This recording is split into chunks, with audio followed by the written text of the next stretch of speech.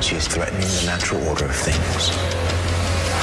Destroyed the girl called Alita. I do not stand by in the presence of evil.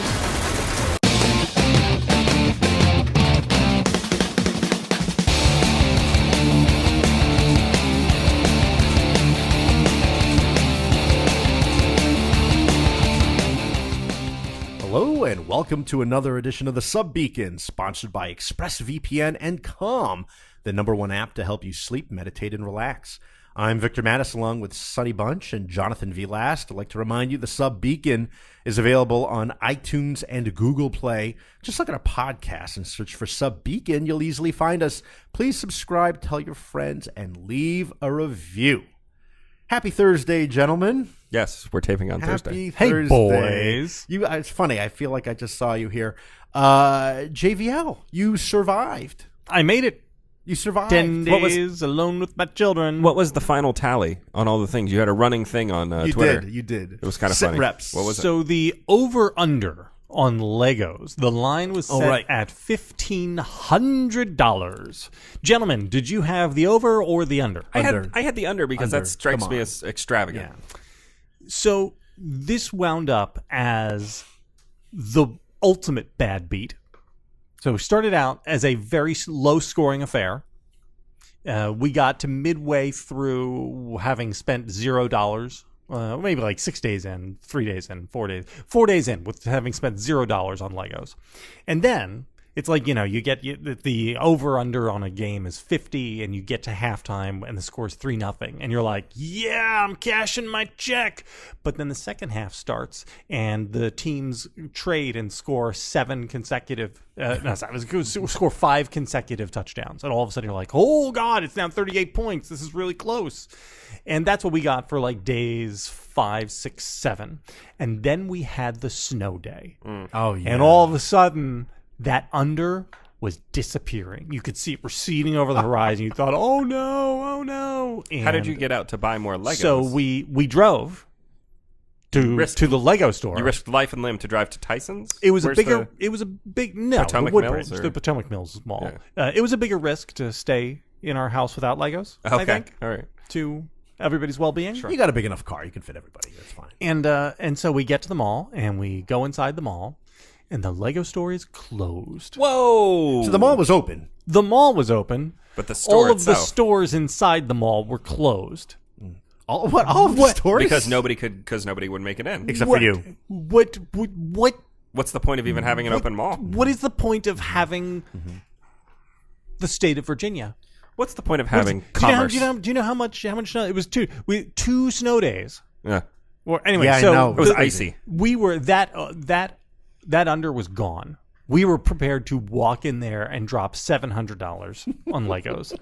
Bam. We already had the sets picked out. We were ready to go. We knew that school was almost certainly going to be canceled the next day, too. So we needed like 20 hours worth of Lego building activity time, and I was willing to pay for it. And anybody who had the over, suddenly, after thinking they were dead, they were alive. Wow. And the bad beat of it's like, all you need is the extra point to give you the over, and you think this is great, and then they dunk it off the crossbar because the Lego store was closed. So the under came home. Question. Yes. Do you ever put a Lego set together twice?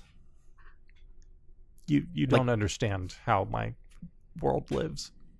I'm afraid to know what. Because once we have so many Legos that once a set is assembled, it then starts getting played with. And once it starts getting played with, it begins getting modded out and then destroyed. And then all the pieces get commingled with all the other 20s of thousands of pieces, which we have in our Lego room. We have a room of the house devoted to it. It's called the Lego room. Mm-hmm. And picking out individual pieces from these bins upon bins upon bins of Legos is an impossibility. I would sooner just buy the set again rather than trying to reassemble, which is something I have done. Wouldn't that provide lots of busy time? Hunting down the pieces? Your children are too young for you to understand that there is a threshold for that type of pain and concentration for a child, and it stops way short of this. So basically what you're saying is like the Coliseum, the overtime it just starts to erode. Yes. And people are using it for other things because Yes. that's what they did with the Yes. blocks. Yes. Now, what you guys have not asked about is... I did ask. I asked before the show if you Off bought air. That's right. Okay. you bought a new watch. I did not buy it yet. Oh. But do you know who I spent a long time emailing back and forth with about it? Watchy McWatcherson. Mike Murphy. Oh yeah. No, he's a watch guy. Mike, He's a the watch guy. great Yeah, Mike yeah, Murphy, yeah. is a Yeah, huge he's a watch watch guy. guy. And he was Absolutely. like, well, I don't know about the Fortis. I've always been a Jaeger Couture guy myself. And so we've been talking about this. And I have some ideas, some thoughts, some plans in the watch. Things are in the works, but I have not made it purchase yet. I did spend a great deal of time while my wife is away looking at YouTube videos from Archie Luxury and the Urban Gentry, who are my two favorite watch video casts. It's amazing. You would love Archie Sorry, I Luxury. zoned out a little bit. You know what? Before the show, I don't think I knew you were into watches until the show. I don't think so. I've been into watches since like third grade. Right, and we just never had a watch conversation because had I known, speaking of Mike Murphy, I remember when I was at the Standard, I had actually invited him because I couldn't go myself, but I thought of him because I knew he was into watches.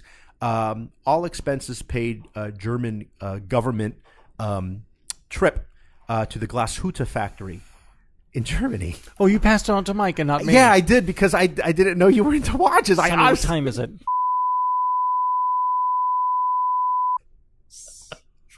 Thank you. Yeah, no, Glashütte, and I said, I think they make pretty good watches, I think.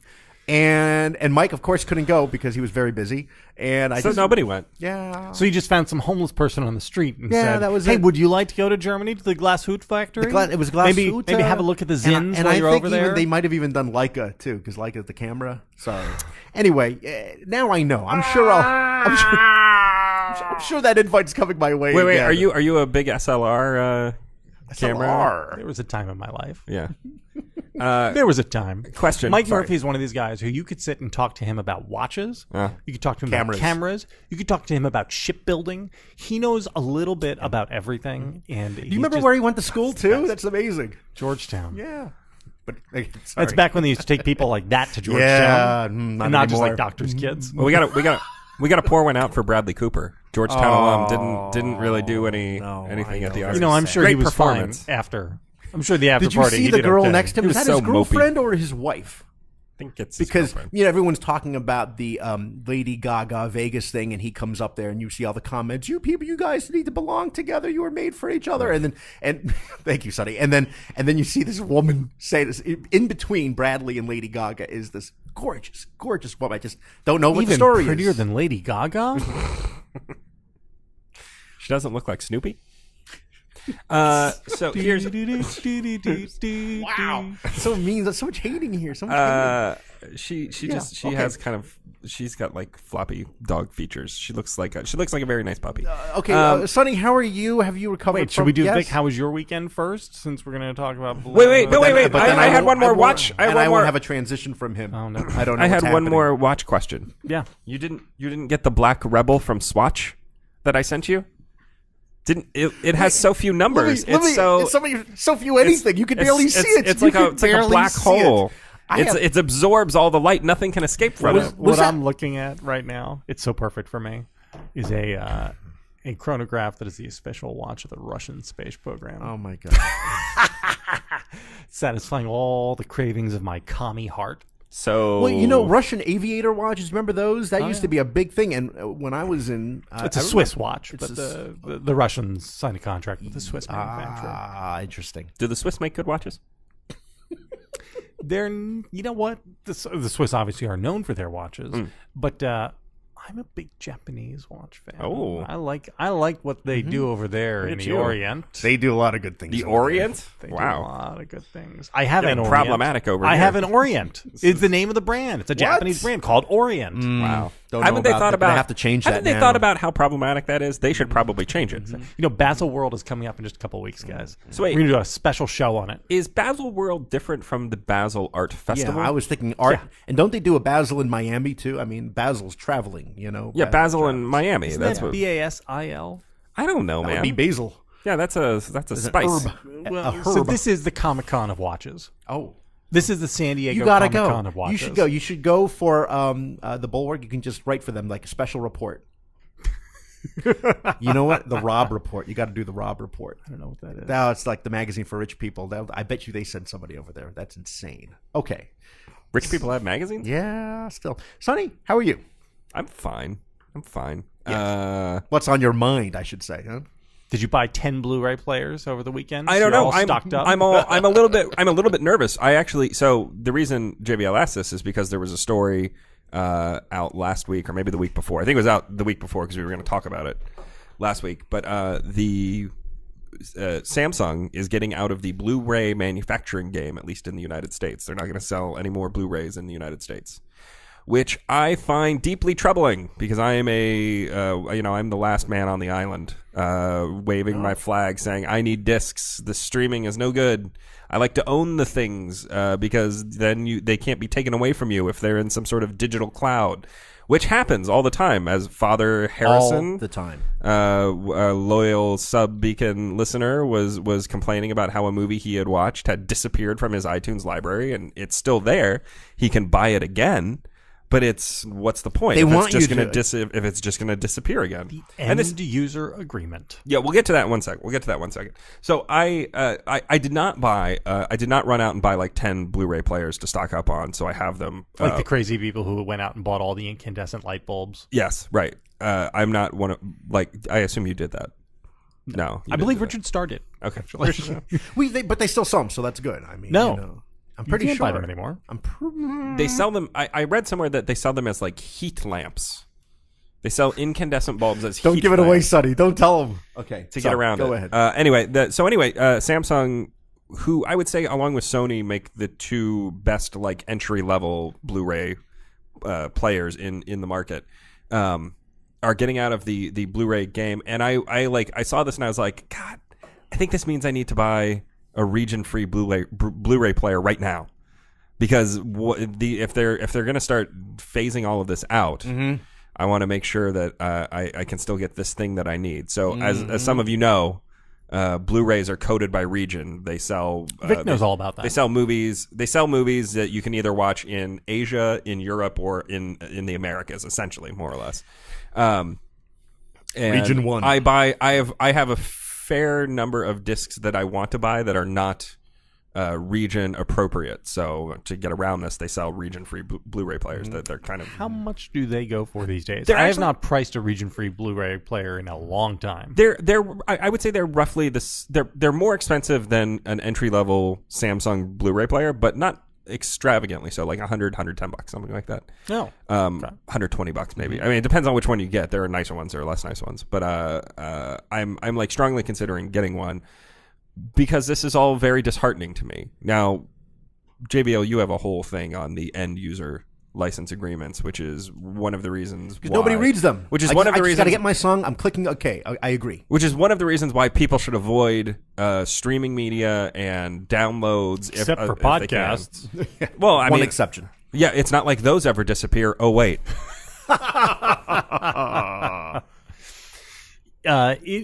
So first of all, Talk to us, JB. the quality is better on a Blu-ray. Oh, there we go. Like this Yes. is, I mean, it's like it's just undeniable. If you, in the same way that if you are in your car and you connect your phone to your stereo system via Bluetooth, and then you switch mid-song to the auxiliary input, you will notice an immediate difference, right? Same thing with streaming. These things are not lossless, and so you get much more robust if you have an actual disc medium. You own the thing. And so they you can't take it away from can't you. take it away, and this is the problem with capitalism. In capitalism, the people who own the capital never want to give any of the capital to the workers, to the proletariat. They want to keep it, and what they want is they want for you to rent it, and that is what streaming is. That's what all of the streaming is. They're saying you don't own this copy of Black Panther, which you've just purchased from Lord Bezos. You own the right to watch Lord Bezos's thing. Until he changes the terms of your agreement. And they can... I am altering the agreement. Pray I do And not this alter it is further. Yeah, this is bad. It And is it's bad. always been Well, bad. this is This is the DivX. You remember DivX? Oh, I do. Yeah. Right, and so DivX fought DVD when we went from tapes to DVD. Don't forget format. Laserdiscs. And Laserdisc. You know, Chris Wershoven had a Laserdisc player My dad. in his room. That's how rich he was. Anyway, so the DivX model was that you were going to get the discs for like $4, but then the DivX player was going to be connected via modem to the DivX mothership, and you were going to pay for every time you watched it. And it failed because this isn't Europe. Yeah. And people don't work like that. People want to own the things they own. But the only reason DivX existed was because that's really what the content people wanted. They wanted to be renting their content to you, not selling it. And they have now finally found a way to do it. Basically, and the way through to do that is streaming. The studios want to treat the end user, us, the consumer, like they treat the theaters. Yes. So when I remember last year when I interviewed somebody at Warner Brothers about IMAX and kind of whatever. I was interviewing somebody at Warner Brothers distribution, and I was like, when theaters play your movies, or when theaters rent your movies, and they're like, well, they're actually renting a license to show the movie. And I was just like, okay, guy, but like that is literally what they're trying to do with consumers, and it's bad. Look, I'm not I'm pretty far to the right of JVL on the capitalism versus communism issue, JVL being a Soviet apparatchik. I don't even want to know who you're supporting in 2020. Thomas I don't want to know. is my co-pilot. But I am about to the point where I think it is time for some sort of look. If we can get AOC to do a consumer bill of rights, she'll get everybody on on digital media, I think it would be totally worth it, and I think it would be good. I think it would be and it's not just movies, of course. This happens with music. This happens with books. I remember very ironically there was a story about was it 1984 that people had downloaded to their Kindles. And it was essentially a bootleg copy of 1984. It was not supposed to be in the Kindle store. It was not licensed by whoever. So Amazon went in and deleted the book from people's Kindles, and people were upset. People were very upset, and I think for good reason. I mean, look, I understand the idea that you shouldn't be able to buy something that is stolen, and that is essentially what was happening. Like, you shouldn't be able to buy stolen goods. But at the same time, Amazon shouldn't be selling it to you. It's even like this with devices. So you don't really own your iPhone in any meaningful way, right? So you buy yourself an iPhone. Physically, and shut it down, right? there are things that if you go and tamper with pieces of the operating system or whatnot, that the next time you go and do an upload, your phone will be bricked. It'll just turn to a brick because you have, and Apple's response is you violated the end user agreement. Right. The whole idea of the end user agreement, I find astonishing, and I can't believe that it actually holds up in court. So the end user agreement is a contract that the seller creates with the buyer, which says that you are purchasing this thing, but you are purchasing it only to use it by the very specific terms that we will set out for you. And I don't understand how that works. Like, do you own the thing or do you not? Because otherwise, all you're doing is renting it with terms according to a license. Right. But this is right up Kate's alley, because she'll still go to Target and buy the DVDs, and rather than rely on streaming, because it's not reliable. And the other problem, she buys DVDs and not Blu-rays. Well, yeah, Blu-rays. I just call them DVDs generically, but it's got the blue. They're all the same. Yeah, they've got the thing in there. It's a blue. The thing is blue. The jewel case is blue. I am at the point now where I think that I will probably never buy a 4K player, just because with the way it's going away. What's the point? What's the point going to be? Right. I don't know. I'm actually kind of sad about this, because as you know, I built like mountains of bookshelves in my house for not only the books but also the DVDs and Blu-rays. One day they'll all be gone. And the same thing you mentioned with iTunes, because if you transfer stuff like from one laptop, you get a new laptop. Sometimes all that stuff comes over. I've lost things in the process. All the stuff I downloaded from LimeWire and Maxter is gone. LimeWire. That's just so unfair, and stuff you can't find anywhere anymore. Especially, there was great stuff. You're talking about music. Music. You're talking about like old Bruce Springsteen concerts, all right? old stuff, Yeah. bootlegs, stuff that people just put up there, man, because that was like there was a free time. People just throwed stuff up there on the internet, and it would take me like 40 minutes to download. I will say that it's gone. It's all gone. So And then anyone 5 listening, minutes later, you were done with if it. the government's, oh, thank you. Yes, I will Go say ahead. that this is the response. Come on. The response of the studios to this move to streaming and digital only is in part because of the rampant piracy and they're trying to claw back anything that they can. So yeah, well, there you go. I blame everyone for this. Okay. I am the only victimless. I am the only blameless person here. I'm the victim. As usual. I'm the victim. I'm going to lose something I love because everybody else is a bag of. Question. Thank you. Question, Sonny. Yeah. So last week we didn't have a show because the snow interfered with my ability to get in here, but also to see a movie. Yes, that's right. And I contemplated going and torrenting a copy of the movie, and I was going to offset that by buying a ticket and then just not using it. If I had done that, if I had gone and gotten myself a pirated from the Pirate Bay, or I'm sure Pirate Bay doesn't exist anymore, but from one of the torrents, a copy of a movie that is in theaters to watch in my home, but I offset it by buying a physical ticket using my phone and that, but it didn't go. A moral Would offset, that be okay? essentially. You're asking about moral offsets. Yes, I'm asking you and your as an advocate of the content creators.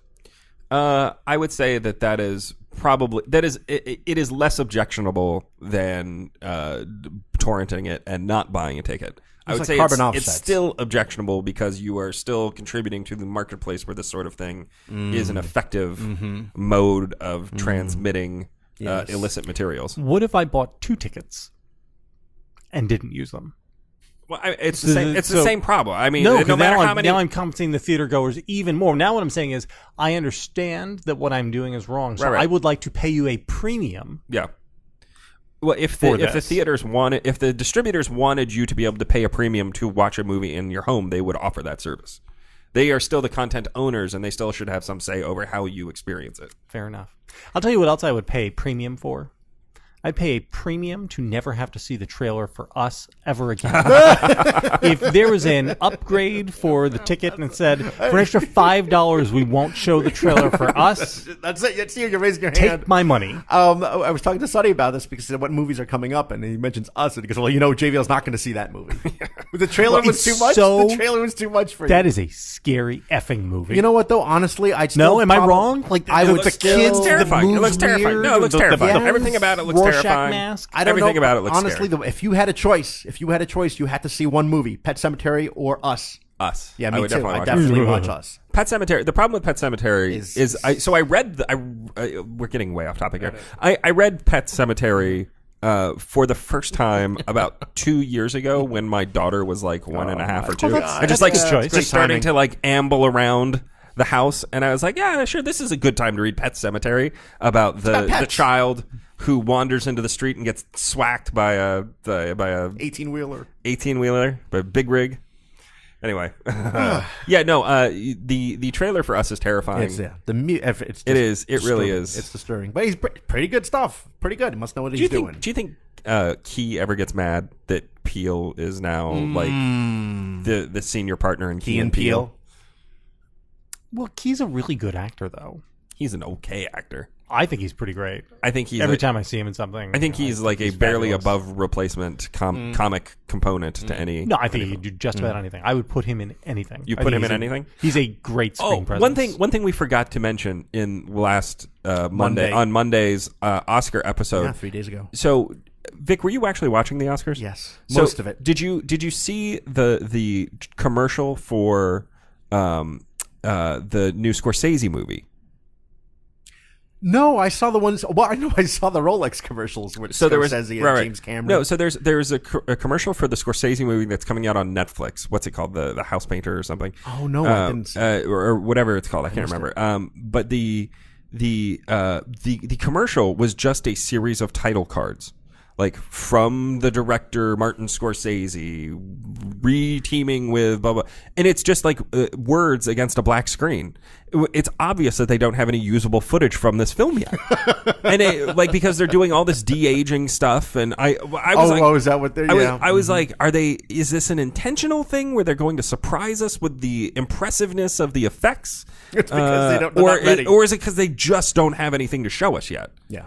So it was the latter. I think it's the latter. All right. No, I didn't. I don't know. Maybe I had temporarily blacked out because I'm on this diet, as I'm getting ready for my blood test coming up at the end of the week. Oh, yeah. So I'm, even today, you could tell, on the Monday episode, and now I'm a little off because I'm trying to cut back on the calories. Last night, I just had a calzone for The dinner. Irishman. I'm sorry. The Irishman. The Irishman. $140 million budget Netflix has given him. Yeah. $140 million for a streaming movie. Yeah. That's a lot. Good luck. That's a lot. So Vic, yeah, when is it? I'm sorry, When I'm is the blacking test? out again.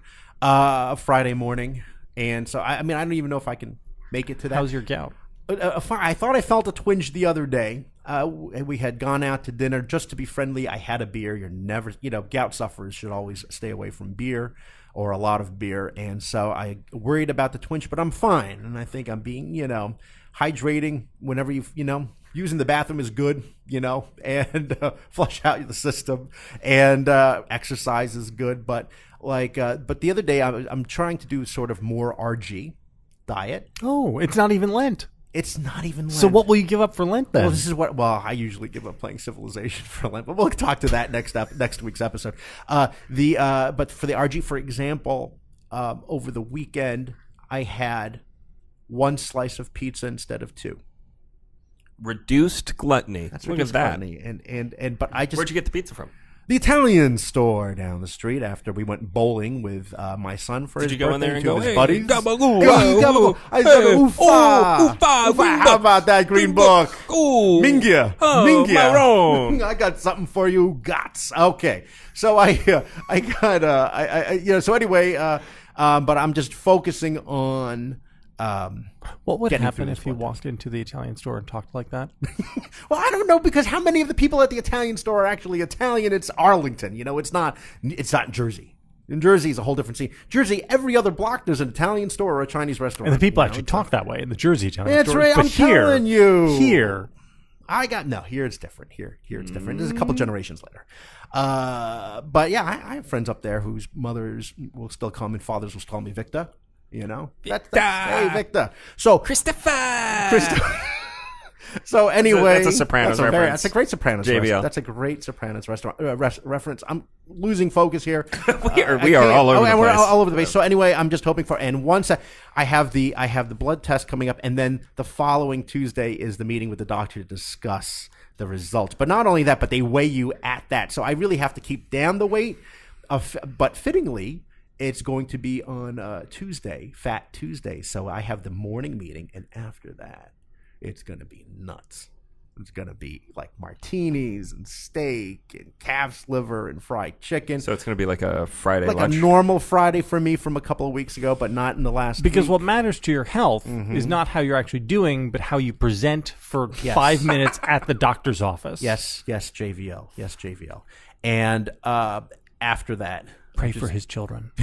After that, I'm just going to indulge in all of my forbidden pleasures. Speaking of which, over the weekend, Alita, I don't even know why that's happened. Why is that a transition? It's a weird transition.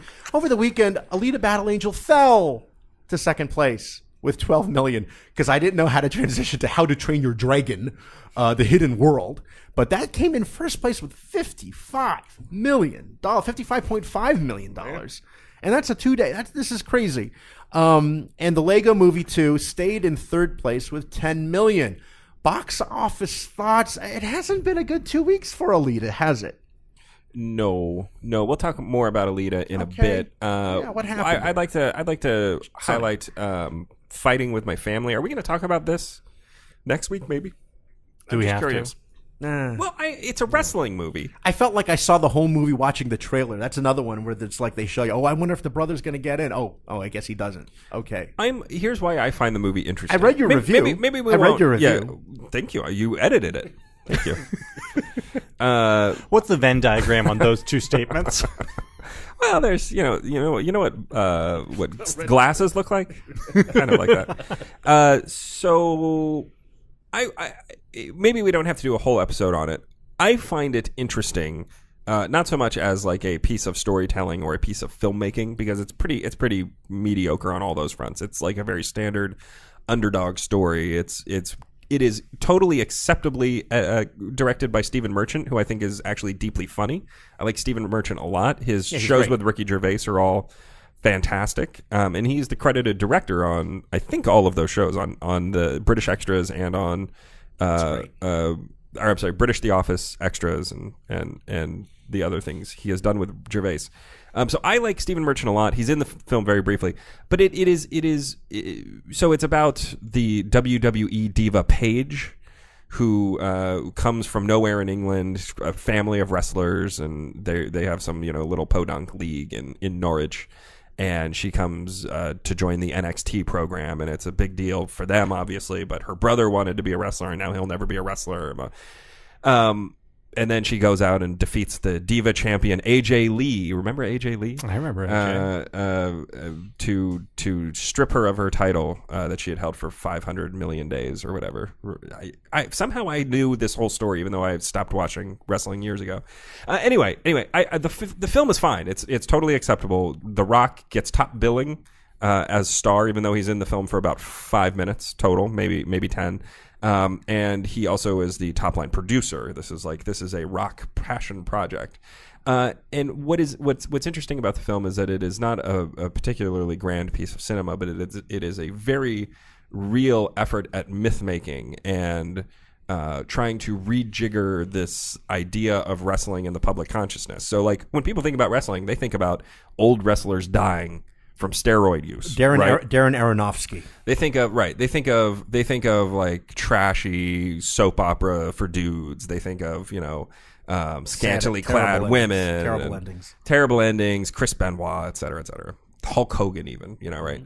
And this movie is an effort to recast wrestling as this thing that gets kids out of the projects, as this thing that gets people out of life of crime, as this thing that brings families together and gives them purpose and meaning.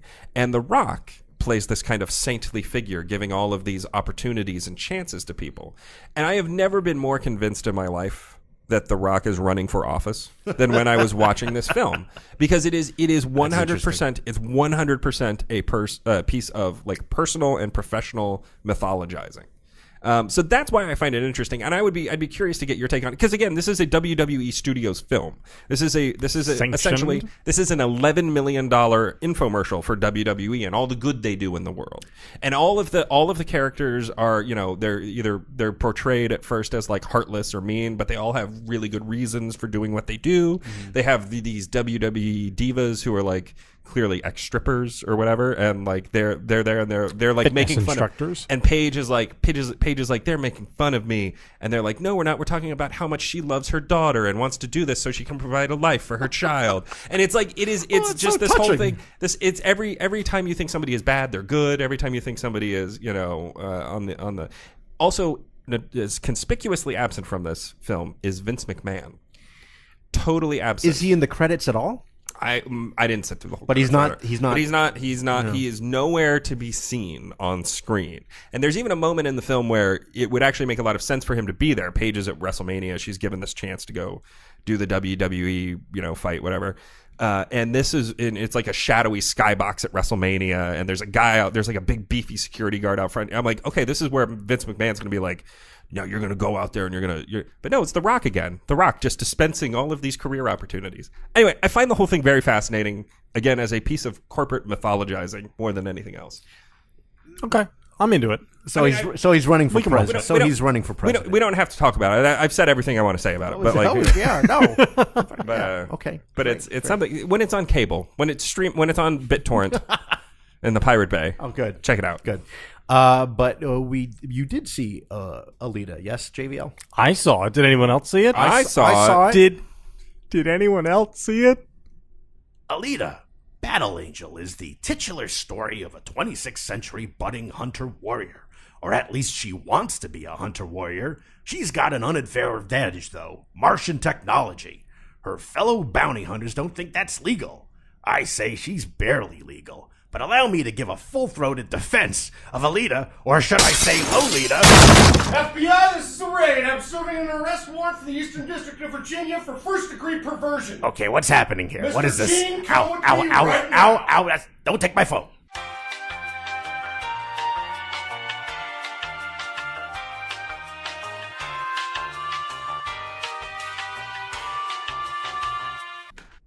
Wow. That was, I did not see that coming today. JVL UK. Is he going to be okay? I told you guys to stop joking about this sort of thing on text message. How do you think they found out about it? Will that be federal pound me in the Okay, come on. or white collar prison? Oh, Let me just say that poor Gene. Gene has been advised by his counsel not to continue the review, so we'll just move on. I hope you see him again someday. I just hope I get my phone back. I don't know. That's the way you write out a character. Yeah. Sonny, how about a real review? All right. Alita, Battle Angel is from the director Robert Rodriguez, who we know as the mind behind Spy Kids, but also Sin City and El Mariachi and all sorts of stuff. Super versatile. Love Robert Rodriguez. And producer James Cameron. This has been a James Cameron passion project for like a decade. I remember buying shares of Alita Battle Angel on the Hollywood Stock Exchange like 10 years ago. Hollywood Stock Exchange. Remember HSX? It still exists, Oh yeah, doesn't it? Oh yeah, I haven't heard that in ages. I think I've still got shares of Alita in my I portfolio. was in the top 100 on that at one point Oh in yeah, time. look at that. So anyway, James Cameron passion project. It is about a female cyborg who was found in a trash dump by Christoph Waltz. He puts her back together, and turns out she's some sort of super battle droid thing, and she needs to learn how to be a real girl. She needs to learn how to have emotions and have a life. She wants to regain her memories. She wants to learn what it's like to live and love and go on.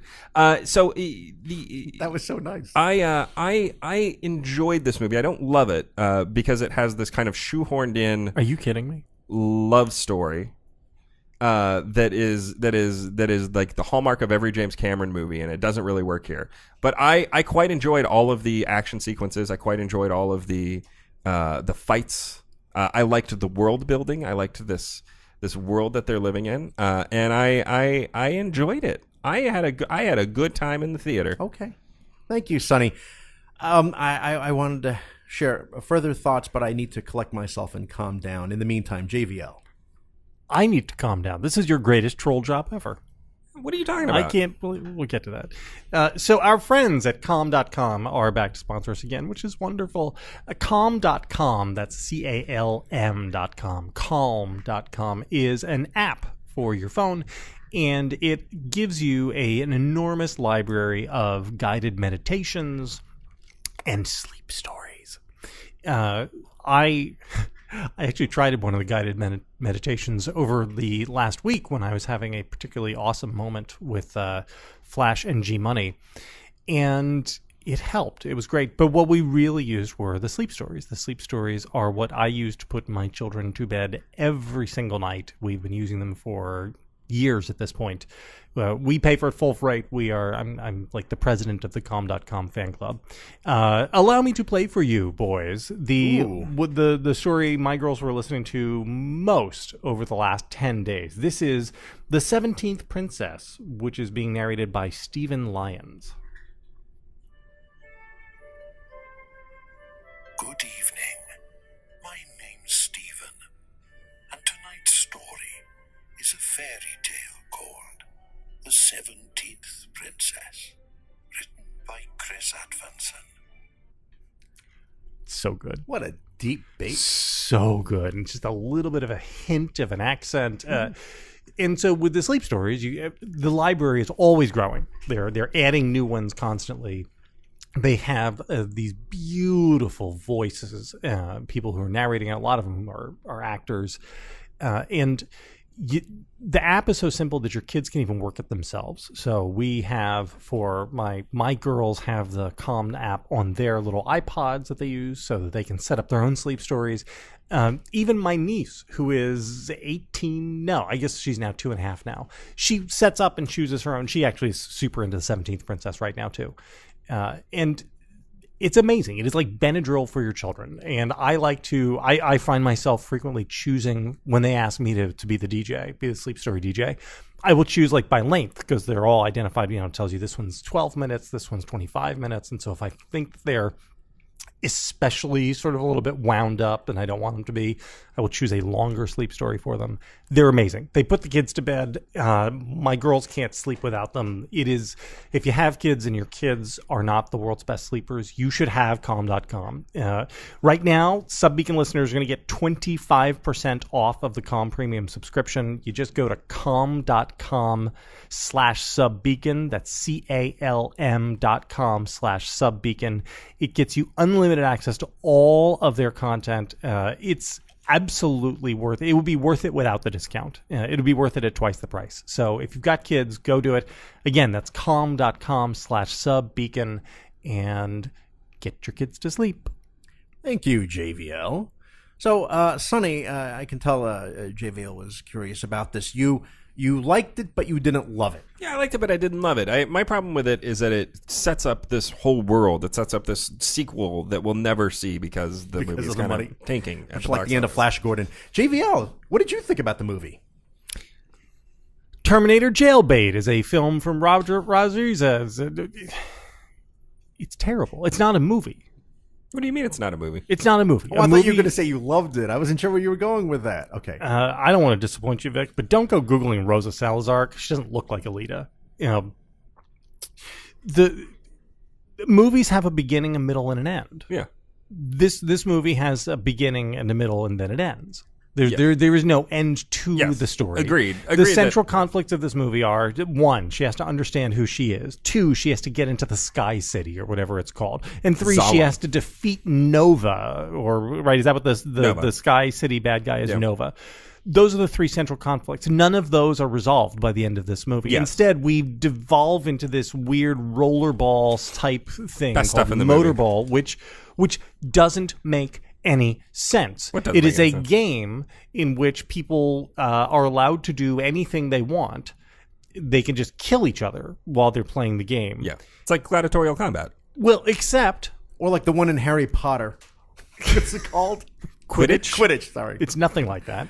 I can't remember names. I'm blacking out over here. But except that it doesn't make any sense because people are trying to play the game instead of just killing each other. If there are no rules, then it should be gladiatorial combat. Everyone should just kill each other, and then you pick up the ball and put it in the hoop or whatnot. But instead, you have half of the players treating it as if it's a roller derby, and the other half treating it as if it's the battle royale or something. Well, I mean, it's a game of skill. You have to figure out which tack you want to take. None of this makes any sense. Murder tack or the character of Alita does not make any sense. Why is she in love with this guy Hugo? Hugo is very annoying. Annoying. But the problem is it undercuts her as a badass, right? Because she's an idiot, and it even again, just as a piece of narration, it doesn't work. So he is taking over cyborgs and stripping them for parts on the side, and then she finds out that this is his shadow life, but he says he feels bad about it, and she forgives him, and then he becomes a cyborg. And lost in all of this is that he has sold her out to one of the villains, and she never learns about that. So, he does this redemption arc, but it's only for, the least bad thing he did, not the most bad thing. Nothing pays off. This is not a movie. Also, the recovery time for Hugo to go from human to cyborg, and next thing you know, he's scaling up that thing. That was quick. Nothing in it is earned. Even from its own... Even if you just say, oh, well, it's just the first part in a series, you can't expect it to tell a coherent story with a beginning, middle, and end. So Jennifer Connelly's character goes from this villain ice queen to chastened mother figure. How? Why? Nothing is earned. Jennifer Connelly's character literally just shows up. She's mean and evil and wearing all this weird but kind of awesome 27th century lingerie, and then she shows up somehow at a secret meeting in a church to see Alita and Hugo, and this then... Yeah. You're trolling me with this thing that you're like it. No, right? I enjoyed it. Go ahead, Vic. I thought it was fine. I'm like, well, what's going to happen? Do I really want to know what's going to happen in the end? Will there be a sequel? It was okay. And then you find out the villain is Ed Norton. I'm like, oh, sign me Spoilers. up. That was Spoilers. wild. Well, no, Wasn't that wild? Wasn't you like blown away? It was Ed Norton. You know who he It's a looks good like? thing he took the glass off. He looks like Dana Carvey. You know who he looks like is James Cameron. It was. Yeah, He looks like a little James bit. Cameron looking down from his sky city at his It was playthings. basically him. No, so look, I don't disagree with anything that you just said, JBL. Everything that you said is totally right. It's a bit of a sloppy piece of storytelling. As spectacle, I thought it was one of the best put together films that I've seen in some time. I saw it in 3D. I don't know if you saw it in 3D. I did not. So I saw it in 3D, and the 3D effect is fine. But the thing that you have to remember is that because it is Robert Rodriguez and because it is James Cameron, it is filmed specifically with 3D in mind. And even if you don't want to watch the 3D, which I don't think it's necessary, I don't think the 3D added that much to it.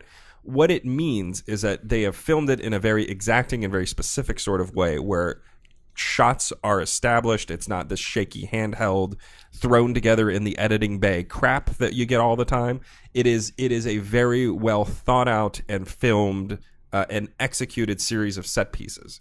And I always really appreciate that. That is like the thing that I like the most about these sorts of movies is that it is thoughtfully put together in the execution phase. Now, look, I agree that the love story, which again, this is like a James Cameron thing. If you go look through all his movies, it's all about the love story. And this is his big. The only love story he ever gets right?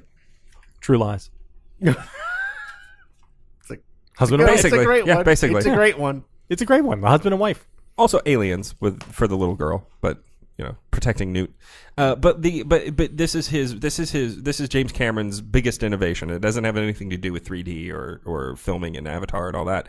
It has to do with this idea that here's how you get men and women into a theater: is that you give them action and you give them love and you shove it together, you make it kiss. Make it make out. That was good. And then and like that's why he is a very good businessman. Now again, I don't think it works at all in this film because I don't think Salazar and Hugo have any sort of chemistry at all. Nothing about their relationship makes any sense. Like you say, it's totally unearned.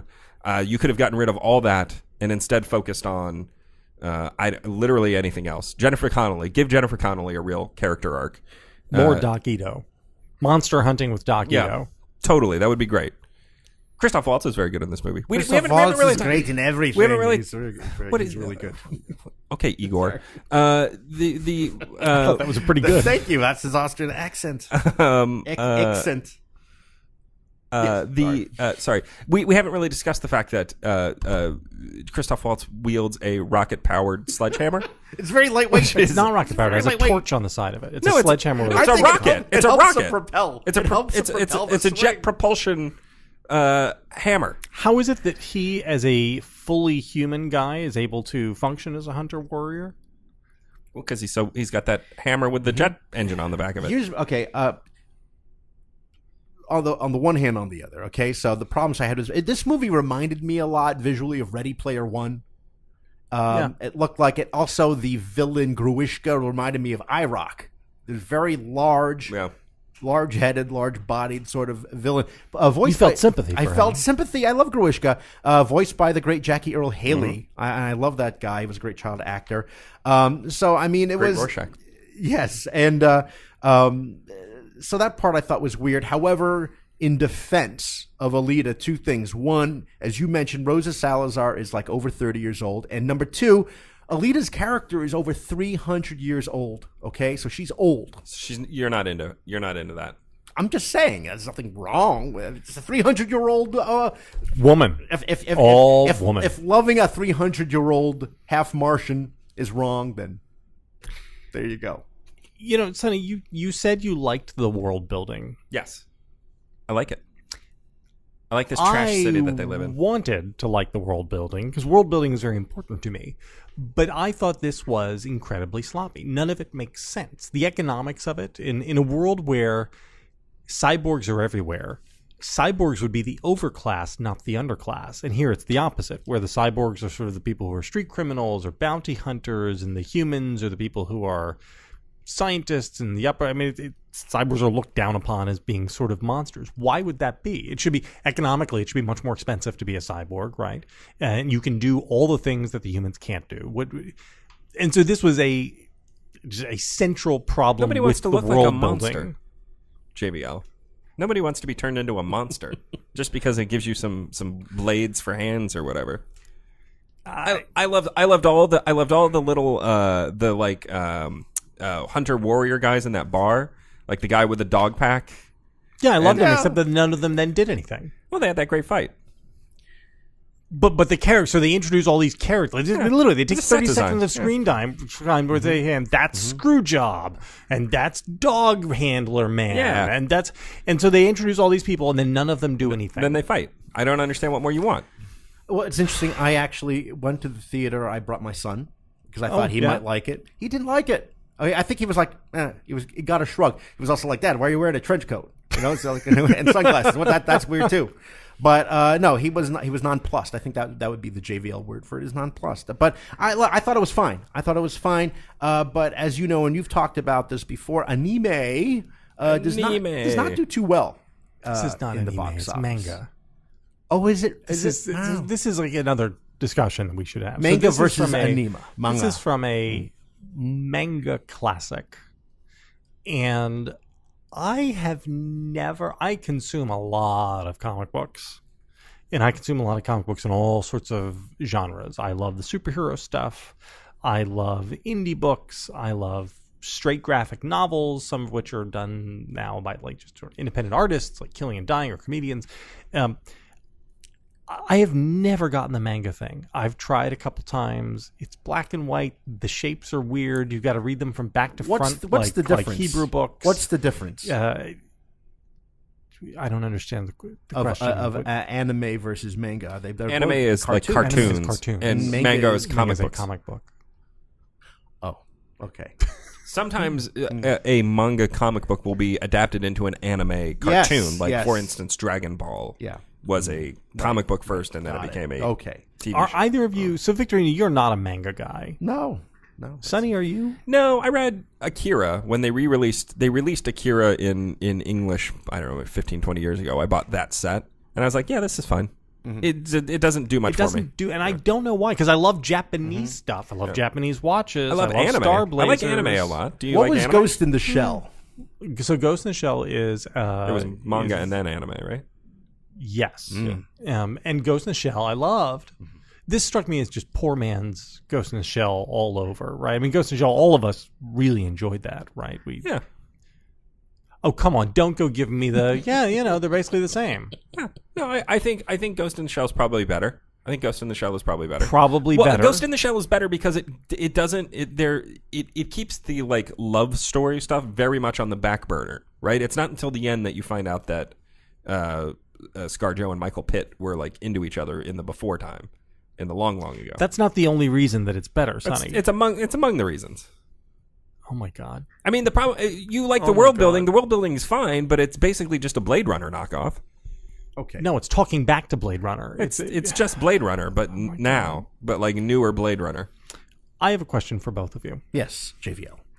There is a long tradition of mythical female warriors that stretches from comic books through pop culture, through manga and anime, and even video games, from Wonder Woman to Red Sonja to Buffy the Vampire Slayer, Chun-Li, Forever Carlyle, the Dead or Alive girls in Tekken and Soul Calibur, Mortal Kombat, and Alita stands in this line. Is that exploitive or progressive? I don't Discuss. understand the question. I don't understand the question. What do you mean you don't understand the question? I don't understand. Are you asking if using women as action heroes is exploitative? Or throwing Alita into the mix? In the way that it has been done. Oh. Is it exploitive or progressive? Do you mean because they are? So like, is Red they're Sonja clothed? exploitive or progressive? It depends. When is that new Red Sonja movie going to come out? That was supposed to be coming out soon. And sorry, who is Alita isn't that on exploitive or progressive? Say his name. Say his name. It's on the back burner right now. Is Alita? I mean, I think it's a false choice. I don't think it has to be It doesn't have to be either. You could say neither. I think it's probably. I mean, I would say that most of these are probably neither. Would you say that Underworld, for instance, is exploitive or progressive? I mean, you've got all of the. You've got Kate Beckinsale in hot leather, would say that Kate but also Beckinsale would say it is progressive. But they have to say it's progressive because, kills. I don't think it has to be, one thing or the like. Is Captain Marvel? Well, we'll Exploitative find out. or We'll progressive? find out. Captain Marvel is progressive. Very progressive. Can we take a brief detour for Captain Marvel for 5 seconds? Did you see the story about how Brie Larson was so upset about the way that so many entertainment reporters are white and male? Notice she didn't say straight. That she decided to demand that she demanded a specific reporter be assigned to write the profile of her for whatever, I forget. Marie Claire or something. Yeah. I'll do it. Yeah, I mean, So this was positioned as this is an amazing story of how great she is, and I look at this. I look at it as and a as journalism ethics journalism problem. ethics thing. Oh, yeah. I'm sorry, You can't- Marie Claire assented to use the writer to write the profile that the subject of the profile demanded. Are you kidding me? I mean, Well, this- I'm sure who she chose, she doesn't know well and will be tough. Yeah, I mean, this gets back into the real problem that celebrity journalism is not real journalism. It's not. This is all a but series everybody of back-scratching. pretends that this is the This is- problem. it's a That series of people back-scratching pretend that deals. It is journalism. And this is why Bryan Singer, for instance, was able to kill a completely vetted story in Esquire, and The Atlantic ran it because The Atlantic is real journalism and Esquire is celebrity journalism. I mean, it's. Have you read the Columbia Journalism Review behind the scenes on this? I haven't. I just saw it yesterday. Oh, it's so good. I just saw it yesterday. The two writers name names. Oh, first. really? Gosh, that's Yeah. good. That's great. It's pretty awesome. That's great. That's great because some hack from Esquire was crapping on the Free Beacon the other day. Like, not expected. No. Charles Pierce? Yeah, who do you think it was? The only person you can name at Esquire. But I don't think he has much of a leg to stand on when it comes to journalistic ethics at the moment. We need a Captain Marvel gate, gamer gate, but for Captain Marvel. It's about ethics and celebrity journalism. There you go. The real problem. Do we have any other thoughts on Alita? I just think it's great, and I'm sad that we're not going to see a sequel. Hopefully, maybe it'll make like $300 million in China. Yeah. And Vic, save. were you really? save it. I gotta say, I was expecting more from you. You didn't like it. You didn't. No, I you thought it was fine. moved by it? I like. Scale 1 to 10. How hot do you find Alita? Question. Don't you know Vic, what just happened? Do you Vic. realize what just happened Question. in this studio? They'll never Question. know it's you. Question, Vic. Sonny. Question. Sonny. Did you lose interest in the movie when she got her other The body? new body? No, that's And when she it- becomes. and That's, it ex- that's when she. That's when the it becomes proportions- legit. the proportions no, expanded. No. You guys are sick. No, not at all. Is that why- is that the problem here? I'm not Is even that- answering was that the- I am not. I'm not even answering that. I'm not. You know what? Like Ricky Martin. I can see some flashing lights in the background. By the way, they're coming back. Like, remember when Barbara Walters asked Ricky Martin if he was gay, and Ricky Martin said, "I'm not going to dignify that question. Question. I'm not going to dignify your question." Okay, Will I'll take Kate that as be a yes. dressing up as Alita for Halloween? Okay. Can we move on? Can we just move on? Notice he didn't answer. Can we move on? I'm just going to say this on a completely unrelated note. A completely unrelated note. Did anyone read the story? It was maybe the New York Post about the sex bot with Scarlett Johansson's face. No. Very disturbing. Check it out. What? Yes. It's no, and it's like this. Speaking they of look Ghost in the real. Shell. No, I mean. Yes, but you could check it out. It's on the internet. Just type it in. Just be careful, because I know sometimes you think that cybercrime is something that happens to other people. You may not think that no one looks at your data, or that hackers can't grab your passwords or credit card details, but you'd be wrong. Stealing data from unsuspecting people on public Wi-Fi is one of the simplest and cheapest ways for hackers to make money. When you leave your internet connection unencrypted, you might as well be writing your passwords and credit card numbers on a huge billboard for the rest of the world to see. That's why I decided to take action to protect myself from cyber criminals. I use ExpressVPN. ExpressVPN secures and anonymizes your internet browsing by encrypting your data and hiding your public IP address. ExpressVPN has easy-to-use apps that run seamlessly in the background of your computer, phone, and tablet. Turning on ExpressVPN protection only takes one click. Using ExpressVPN, I can safely surf on public Wi-Fi without being snooped on or having my personal data stolen. For less than $7 a month, you can get the same ExpressVPN protection that I have. ExpressVPN is rated the #1 VPN service by TechRadar and comes with a 30-day money-back guarantee. Protect your online activity today and find out how you can get 3 months free at expressvpn.com/WFB. That's expressvpn.com/WFB for 3 months free with a 1-year package. Visit expressvpn.com/WFB to learn more. All right, corrections, additions, anything. I hope this satisfies everybody that we had a nice, lengthy episode. I had a correction. Uh-oh. Oh. Correction from our Monday episode. I actually won the Oscar draft by picking 10 winners, which is more than Vic and Sonny combined. Wow. You guys combined for 9 winners. Wow. I got 10. This is very interesting. President Hillary Clinton has a lot of thoughts about this. President Hillary Clinton, who won the popular vote by 3 million votes, but yet did not win the presidency. Wait, I'm sorry. Democratic nominee in 2008, Hillary Clinton, also has some thoughts on this. After she won all of those primaries and racked up all those votes, and yet she didn't play by the rules. She didn't win by the rules established, so she lost. I don't play by your rules, Sonny. You lost. I chose to pick winners. I was playing a different game. You lost. That's fine. It's okay. It's okay. It's like when you didn't pick anything king size. In the candy draft, you didn't think outside the box enough. You were stuck in your little with chocolate in it. I pick anything with sugar in it. Anything that comes in a wrapper. Okay. That's all the time we're giving to this episode. Questions, comments, complaints, compliments. Tweet us at Victorino Mattis, at Sonny Bunch. At JV Last, Again. loser of the Oscar draft. Be sure to subscribe to us on iTunes or Google Play. Just type in Sub Beacon under podcasts. We are there. Leave a review. Tell your friends. Until next time.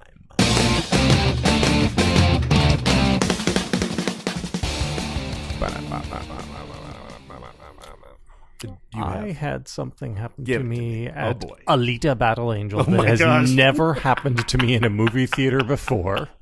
Or so you think. Would you care to guess? Yeah, I'm afraid. Go ahead. And 4 hours later, it finally went down. So there was a couple there with a child. Oh, yeah. A lot of kids. I'm guessing 4-year-old child. There were kids. Which is fine. I have no problem with that. Midway through the movie, I assume that this child was bored out of her skull because she suddenly appeared with a tablet-like device in her hands and began watching a different movie. No. With the sound turned come all on. the way up. Oh. Here are my thoughts. Well, no wonder you hated this movie. You had the worst movie experience. Terrible. That's No, just it didn't terrible. bother. It didn't bother. Honestly, it didn't bother me. Oh, come on. Didn't bother me. What bothered me is this. If you want to tell me that you have to go see a movie and you don't want to bring your kid, but you got to bring your kid, I say, okay, well, I mean, you should get a babysitter. But then you say, look, I just can't get a sitter. And this movie is so amazing that I have to go see. I have to bring my kid with me to this movie. So a movie because like Alita, Jurassic Park is unbelievable. The Dunkirk is so. I have to go see The Dark Knight Rises. I have to see the Avengers: Infinity War. Everything has been building up to. I would say, you know what? I think this is bad parenting, but okay, whatever. Mm-hmm. To do that for Alita Battle Angel, That's so good. This happened to me for Spectre. This exact thing happened to me for Spectre. Totally crowded theater. I'm sitting with my wife is on my right-hand side. On my left-hand side, there is a mother and a small child, 5 or 6, to see Spectre, the James Bond movie. Because I'm sure that child was dying to see it. And 30 minutes into the film, pulls out a handheld video game of some sort and just starts playing it. And I did the. Do you have like a dad stare? Like where you kind of like squint your eyes at a child and you put the fear into them. Mm-hmm. I don't. Do you look like Clint Eastwood in Gran Torino? Kind of. But I just can I see it? I can't really do it because there's nobody here annoying me enough. Oh, how about this guy? But the I won the Oscar draft. You didn't though. That's the thing. It doesn't bother me because it's not true. But I stared at this child until she like shrunk into her chair and pulled the thing next to her chest and like turned away from me because I was like, it was insane. It was. I mean, it's like leave aside the whole bringing your kid to the theater thing. It's just rude to do that. I'm sure it's fine.